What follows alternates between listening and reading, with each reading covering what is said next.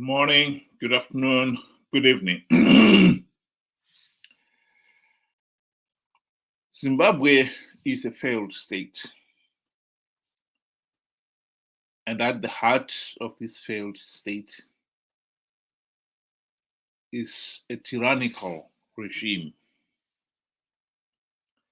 A regime that has felt that it is invincible and it can do as it damn well pleases. But the regime is as ruthless with its own as it is with us ordinary mortals. Here is a post that has been taking the rounds, a familiar face, Chris Mutsvangwa. They are war veterans held their election, War Veteran Association held their elections a few days ago. And Chris Mutsvangwa, who has been chairman of the war veterans, found himself for the first time on the losing side. And you can bet he didn't like it one little bit. And this is somebody posting his face and making a joke of, this is the face, the ashen face of somebody who has just tasted democracy for the first time. I think it is hilariously funny. But I think we should not make the mistake of thinking that the war veteran elections were free, fair, and credible, much less that Zanu PF has now embraced democracy. This is Chris Mutsvangwa, just a few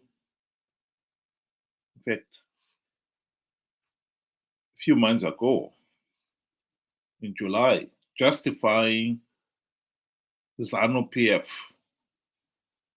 ruthless dealing with those who were going to demonstrate to show their displeasure at Mnangagwa assuming the chairmanship of SADC.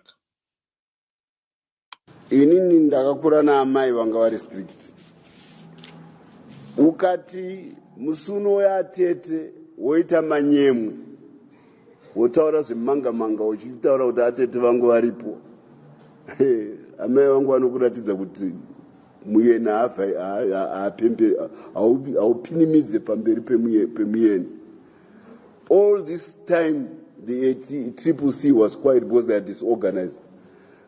Now we have a major a diplomatic event which we have worked hard to host, which we are doing everything possible to look as spruced as ever, to look good. Amai vakugezesa kuti muonekwe zvakanaka naatete. Iwo wakusvika ipapo wakuti vanonditi, vanonditi pamberi paatete. Amai vangu vanokutorera shambu pamberi paatete ipapo vokushapura. Vabva futi atete vokurova futi kuti hazviitwi. This is mischief on the part of Chamisa. It has nothing to do with showing democrats, because if he wanted to be democratic, he should have won the elections. If he wanted to be democratic, he would have sorted the mess in his party through democratic means. He didn't sort that out.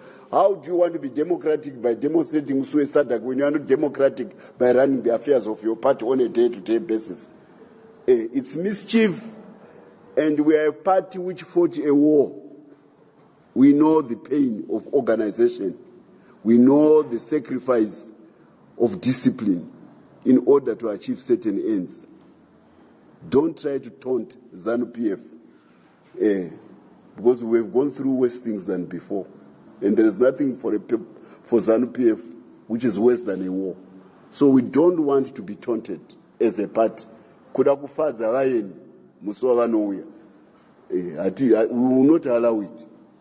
kupinimidza pamberi pevaeni. We will not allow it.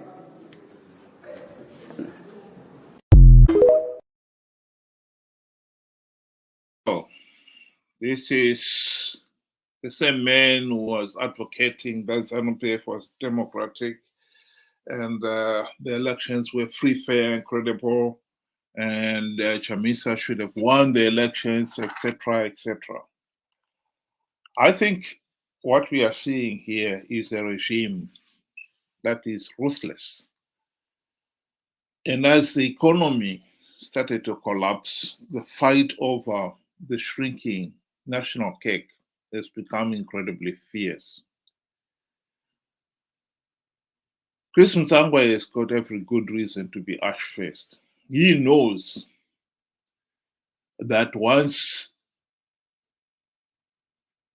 the rest of the pack have turned against you, you are finished. Many people before him, Mai Mujuru, Jonathan Moyo, even Robert Mugabe himself, found that once the pack has turned against you, you are indeed finished. Now that he has lost the chairmanship of the War Veterans Association, and as we know, a few months ago, he was putted out of the cabinet, he must be twiddling his thumb, thinking what next, as the pack turned against him. That is his problem. I'd like, however, to remind the Zimbabweans that they should not see what happened as a test of democracy, as this individual commented. Zanu PF is a part of thugs. What we saw over the weekend, I am convinced that if one wants to carry out a thorough audit into it, you'll find it wasn't a free, fair, and credible election. This is a party that does not know anything about free, fair, and credible elections. But more significantly, this is not a sign that the party has now embraced democratic elections. Far from it. Zanu PF will never embrace democratic elections. They are a party that is determined to hang on to power. And they have managed to stay in power these last 44 years by being ruthless. Unfortunately for the country, even when we had the opportunity to end the Zanu PF dictatorship, we wasted it. Since the late 1990s, the people of Zimbabwe have risked livelihoods, limbs, and lives to elect an opposition that would implement the democratic reforms to stop Zanu PF rigging the elections. This is an important historic point that many Zimbabweans have failed to comprehend. People elected Morgan Tsvangirai and his MDC friends ever since 1999 on the basis that they would implement the democratic reforms. The party itself, the party name itself implied that. This was a movement for democratic change. Alas, the 24 years they've been on the political stage, including the 5 in the GNU, they have failed to implement even one democratic change. Why? Easy. During the 2008 to 2013 GNU, when the party had the golden opportunity to implement these reforms, they failed to do so because Mugabe bribed them with the trappings of high office, the E-class Mercedes-Benz for the ministers and deputy ministers, the very generous salaries and allowances for all the office bearers, MPs, senators, and for Morgan Tsvangirai, the US $4 million Highlands mansion. And the MDC leaders forgot about the reforms. Worse still, ever since the failed GNU, the MDC CCC leaders have participated in flawed elections, knowing fully well that the process is flawed, knowing fully well that by participating, they will only be giving legitimacy to Zanu PF. But they participated regardless, out of greed. Pure and simple. I think the most unfortunate thing for Zimbabwe is that very few ordinary Zimbabweans have appreciated that real political reality. As much as people have been repeating the slogan, change, change, these last 24 years, to be quite honest, most of them didn't even know what those changes are. Particularly the so-called Chamisa Chete Chete Brigade. Absolutely no clue what the changes are, much less how the changes were to be implemented. And so MDC guys have sold out by failing to implement even one meaningful reform. They've gone on one step further and been participating in flawed elections out of greed. But they managed to get away with it because the people, their supporters, did not understand what the reforms were, much less how they were to be implemented.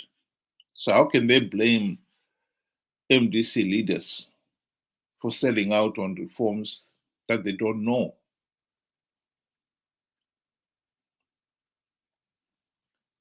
So it is not surprising, therefore, that they've been the opposition, Chamisa and company, have been able to con people into participating in these flawed elections. Their supporters, on the basis that CCC would win big, because they plugged vote rigging loopholes. That was an idiotic lie. But when you are an ignorant, naive, and gullible supporter who not only regards the leader, who regards the leader as a demigod who can do no wrong, and therefore then to hold them to account is sacrilege. You get away with anything. This is where we are. Last year, MDC CCC supporters participated in the flawed elections, even when they were being warned again and again that the electoral process is flawed, that participating will give Zanu PF legitimacy. They still went ahead and participated. What is worse, we are looking at a situation here where they will repeat that mistake in 2028, dragging us back to where we were, where we are today.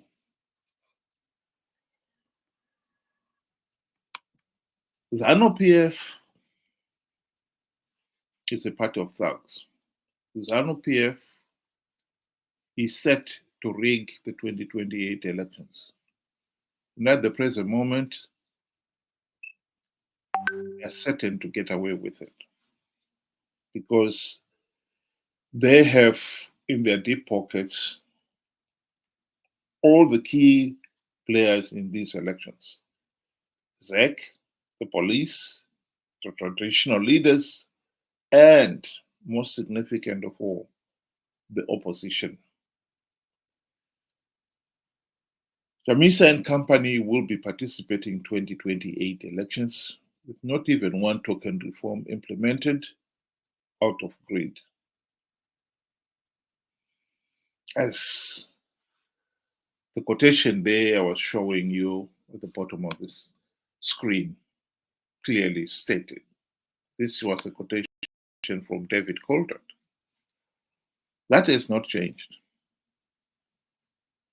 That is the trap where we are in. Yes, some people may find it hilarious when occasionally some of the Zanu PF big wigs bite the dust, as our friend here, who thought he was invincible, is suddenly found out. But we should not be naive to believe that Zanu PF has become democratic. Far from it. This is a leopard that is not going to change its spots. Mutsvangwa is just the latest big wig of the regime to bite the dust. But let's not make the mistake of thinking that Zanu PF is now a democratic party. 2028 is coming. And if we do not stop this Chamisa Chete brigade participating in those flawed elections, they will be conned to participate in their millions and thus give Zanu PF legitimacy. Thank you very much for listening and have a good day.